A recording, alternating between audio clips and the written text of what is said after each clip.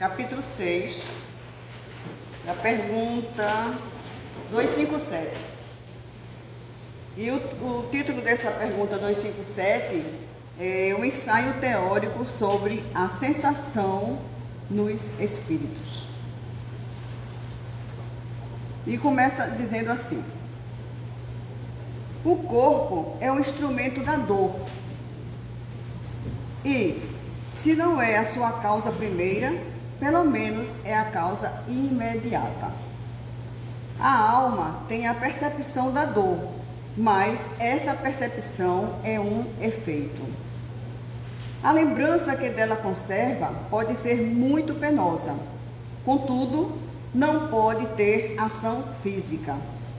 Com efeito, nem o frio, nem o calor podem desorganizar os tecidos da alma, e esta não pode gelar-se nem queimar-se. Então a gente vai dar uma paradinha aqui para a gente analisar um pouquinho esse trecho. Quando ele diz aqui, né, que nós, quando sentimos as dores físicas, porque existem as dores morais, não é isso? Existem as dores morais, é a dor do arrependimento, é a dor do remorso, que é terrível, consome a gente. Mas tem as dores físicas, né? Provocado por diversos fatores que poderão trazer a dor no nosso corpo físico, né? Mas quando a gente desencarna, essas dores, no caso do corpo físico, essas dores não acompanham. Por quê? Porque o corpo físico não acompanha o espírito. Ele, quando desencarna, né, o espírito quando desencarna, o corpo físico volta a ser o quê? Pó, não é? Não é assim que se diz? Né? Volta a ser pó. Mas existe o quê? Uma ligação entre o dono daquele corpo com o espírito.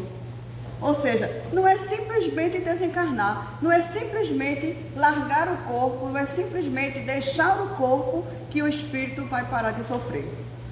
E muitas vezes a gente se engana com relação a isso. Morreu, descansou. Morreu, descanso, não vai sentir mais nada. Gente, as sensações que o espírito carrega são muito fortes. Essas lembranças muitas vezes consomem o espírito. Aqui, quando a gente está encarnado, tem lembranças que acompanham a gente, lembranças penosas, são chamados os traumas. Acompanham a gente durante muito tempo, não é verdade?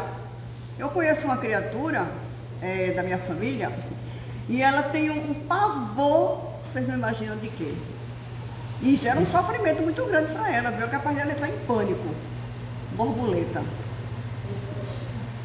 Não é incrível, não é?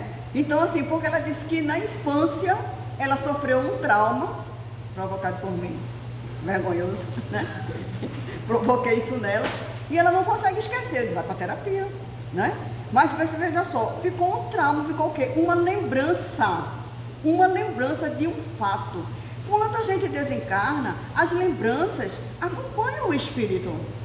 Não é porque desencarnou que tudo vai ficar para trás. Não. Principalmente nós que somos espíritos ainda muito inferiores. Não sei vocês, mas eu sou, né? Então, muito inferiores, que a gente guarda muito as coisas, a gente sofre muito. Mas tem espírito também que estão nas condições melhores do que a nossa, por exemplo, né? Que também guardaram lembranças. E que foi preciso um tempo no mundo espiritual para poder se refazer. Um exemplo que nós temos na literatura, Dr. Bezerra de Menezes. Bezerra de Menezes, antes de desencarnar, ficou um tempo aonde? No leito, preso ao leito, perdeu os movimentos do corpo físico e ficou durante muito tempo no leito. E outra coisa, ele ficou impossibilitado de falar. Olha que sofrimento. A pessoa não conseguir falar, não conseguir dizer o que está pensando, o que está sentindo, né? Externar suas coisas, então ele ficou privado da fala. E nós sabemos que o Bezerra de Menezes, com o espírito, quando aqui encarnado, de uma generosidade imensa, de amor, de muita dedicação, de muita caridade, de muitos exemplos bons. Então ele realmente é um exemplo para a gente e continua sendo no mundo espiritual. Só que ele precisou de um tempo ainda no hospital, no leito. Veja, o exemplo dele para a gente. Precisou de um tempo para poder se refazer e retomar o quê? A sua vida. Outro que nós temos também na literatura, que é Simão Pedro. Simão Pedro teve um desencarne bastante dolorido.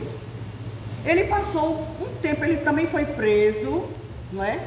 Ele foi já na idade avançada, já com seus cabelos brancos, já com uma idade avançada, parece que ele tem em torno já de 80 anos, daí para frente um pouquinho. E ele foi também penalizado com a pena de morte. Ele foi executado também na cruz, só que numa condição diferente de Jesus. Jesus foi crucificado de cabeça para cima e ele foi crucificado de cabeça para baixo. Só que, mesmo ele já sendo idoso, ele ainda tinha o quê? Vitalidade no organismo dele. Tem pessoas que têm uma vitalidade, né? E aí o que é que acontece? Ele não desencarna de imediato. Mesmo naquela posição, né, que é terrível, ele ainda passou 2, 3 dias. E aí chega o quê? A irritar o comandante daquela tropa que estava conduzindo todo aquele processo. E aquele comandante ficou tão irritado porque ele não morria, né? Estava ali ainda com vida, e toda aquela comunidade, as pessoas, tudo ali ao redor, tudo orando, pedindo por ele, e ele, o comandante, estava cada vez mais irritado com o comportamento da população.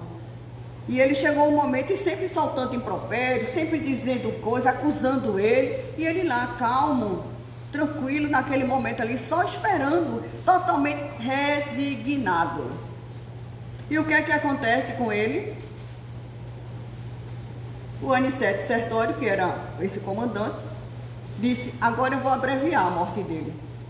E pega uma tora de madeira e acerta ali a cabeça, e aí houve o quê? O traumatismo craniano, a cabeça dele se esvai em sangue, e a gente sabe que o sangue também é vital pra gente. A gente não pode perder muito sangue, porque é morte rápida. E aí vai quando ele desencarna. O que é que acontece quando ele chega no plano espiritual? Ele ficou imediatamente, ele tinha lucidez. Ele conseguiu divisar Jesus, que veio recebê-lo, mas ele precisou também de um tempo em um hospital. Ele também ficou interno. Então vejam só. Ele precisou de um tempo no hospital. Jesus o acompanhou até ele conseguir se recuperar para continuar a sua jornada. Vejam. Porque as lembranças e o sofrimento foram muito fortes para ele. Então foi necessário também um tempo para ele. Nós conhecemos um caso mais recente, perto da gente. O senhor Joãozinho foi presidente lá do Centelha de Jesus. O senhor Joãozinho era uma pessoa de uma bondade, de um amor, sabe? Ele era, a função dele aqui, materialmente falando, ele era barbeiro. Ele era barbeiro, uma pessoa muito humilde, muito simples, não tinha estudo, não tinha instrução, não teve oportunidade de estudar. E ele pregava na doutrina espírita, usava da tribuna, era uma coisa belíssima você escutar a pregação dele.